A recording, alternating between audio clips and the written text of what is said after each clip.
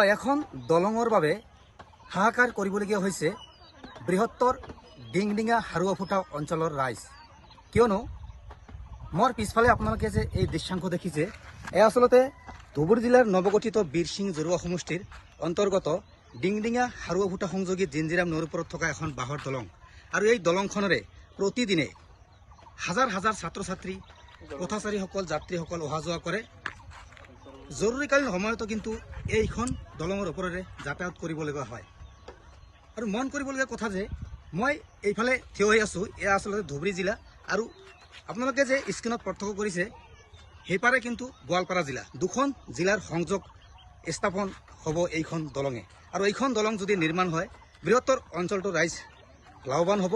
কিয়নো ব্যৱসায়ৰ ক্ষেত্ৰতে হওক, যিকোনো ক্ষেত্ৰতে হওক যথেষ্ট লাভৱান হ'ব এই অত্ৰ অঞ্চলৰ ৰাইজ। মোৰ সৈতে স্থানীয় ৰাইজ আছে, আচলতে কথা পাতিম। আপোনাৰ কাষলৈ আহিছোঁ, কি ক'ব? দেখা গৈছে যে যুগ যুগ ধৰি ক'ব লাগিব, বহুত দিন হ'ল এই জিঞ্জিৰাম নদী এটা ঐতিহাসিক নদী, ইয়াৰ ওপৰত এখন দলং নাই। কিন্তু দেখা গৈছে যে ধুবুৰী আৰু গোৱালপাৰা জিলাৰ সংযোগ স্থাপন হ'ব এই দলংখন হ'লে, কি ক'ব? ধন্যবাদ জনাইছোঁ প্ৰথমে আপোনালোকক। তো এই ঠাইখিনি হ'ল আমাৰ ধুবুৰী জিলাৰ শেষ প্ৰান্ত, আমাৰ নৱগঠিত বীৰসিং জৰুৱা সমষ্টিৰ অন্তৰ্গত। আৰু সেইফালে হ'ল আমাৰ গোৱালপাৰা জিলাৰ মানে জলশ্ৰী এলেচি।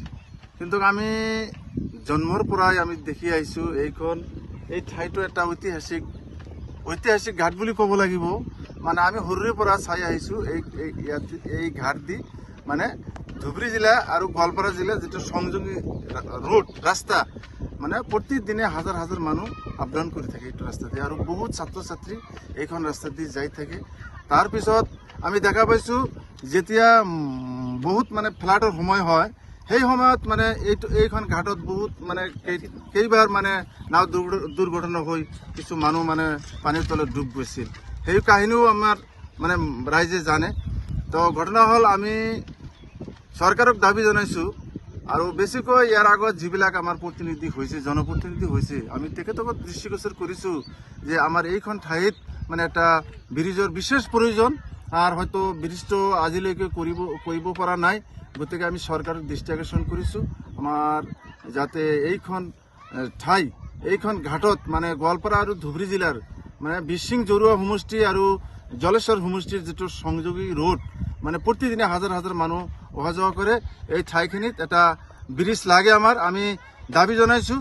আৰু বৰ্তমান যিটো চৰকাৰ আমাৰ, এইটো চৰকাৰৰ জৰিয়তে বহুত কাম হৈ আছে। ইতিমধ্যে আমি দেখা পাইছোঁ সামাজিক মাধ্যমৰ জৰিয়তে, নিউজৰ জৰিয়তে। কিন্তু আমাৰ জনপ্ৰতিনিধিৰ গাফিলতিৰ কাৰণে এই ব্ৰিজখন আজিলৈকে হোৱা নাই। গতিকে আমি কৰ জোৰে দাবী জনাইছোঁ এই ঠাইখিনিত এটা ব্ৰিজ হ'ব লাগে। এই দলংখন হ'লে কিমান মানুহ উপকৃত হ'ব? এইখন দলং হ'লে ইয়াত মানে বহুত উপকাৰ হ'ব, হাজাৰ হাজাৰ লাখ লাখ মানুহ উপকৃত হ'ব। ব্যৱসায়ীবিলাকে এইখন ৰাস্তা দি মানে ডাইৰেক্ট অহা যোৱা কৰিব পাৰিব। আমাৰ যিবিলাক কৃষিজীৱী মানুহ আছে তেখেতো মানে ব্যৱসায়ী কৰাৰ ক্ষেত্ৰত সুযোগ হ'ব।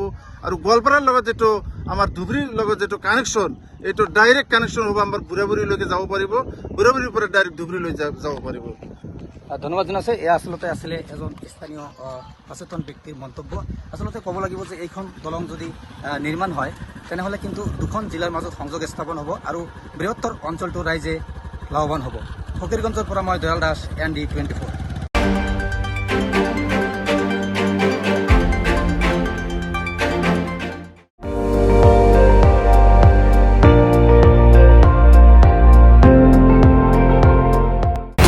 আপুনি চাই আছে ND24, সৰ্বশ্ৰেষ্ঠ নহয়, সৰ্বোত্তমৰ দৌৰত।